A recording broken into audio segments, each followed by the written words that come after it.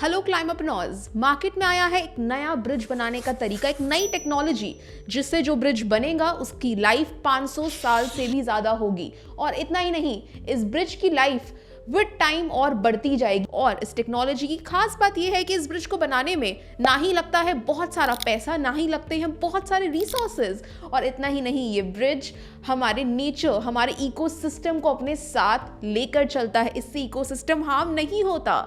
Wait, क्या ऐसा possible है?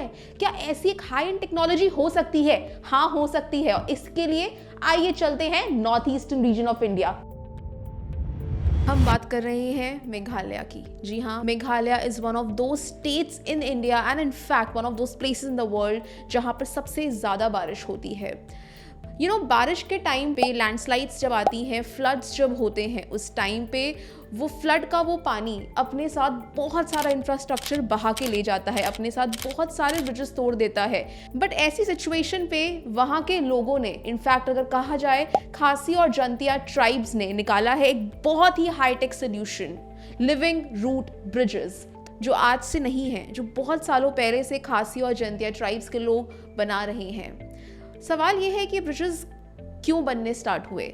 मेघालय में जब बारिश आती है तो उस टाइम पर जो नदियों में पानी का बहाव होता है वो बहुत ज़्यादा तेज़ हो जाता है, और उस तेज़ बहाव में नदी को क्रॉस करना बहुत ही डेंजरस हो जाता है।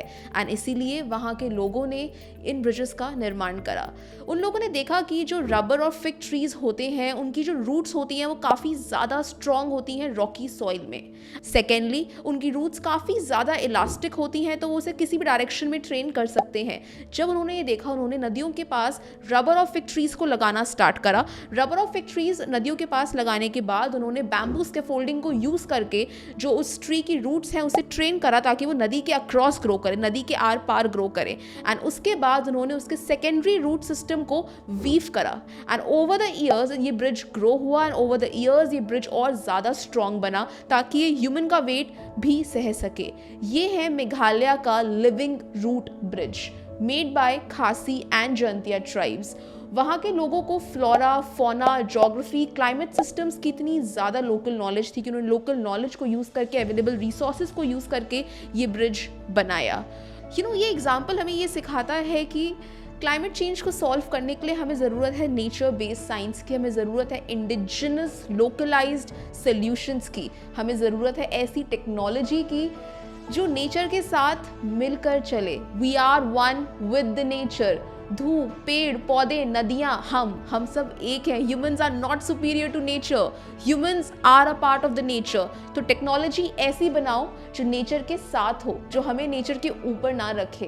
एंड अगर आपको ये पसंद आया, प्लीज़ डू सब्सक्राइब टू क्लाइमेपनॉर ऐसे ही और अमेजिंग कंटेंट के लिए। और अगर अपनी टेक्नोलॉजी के बारे में सोच रहे हो तो सोचो नेचर बेस्ड टेक्नोलॉजी, बिकॉज आज के टाइम में हाई एंड टेक्नोलॉजी का मतलब वही है जो नेचर के साथ मिलकर चले। See you on the next video.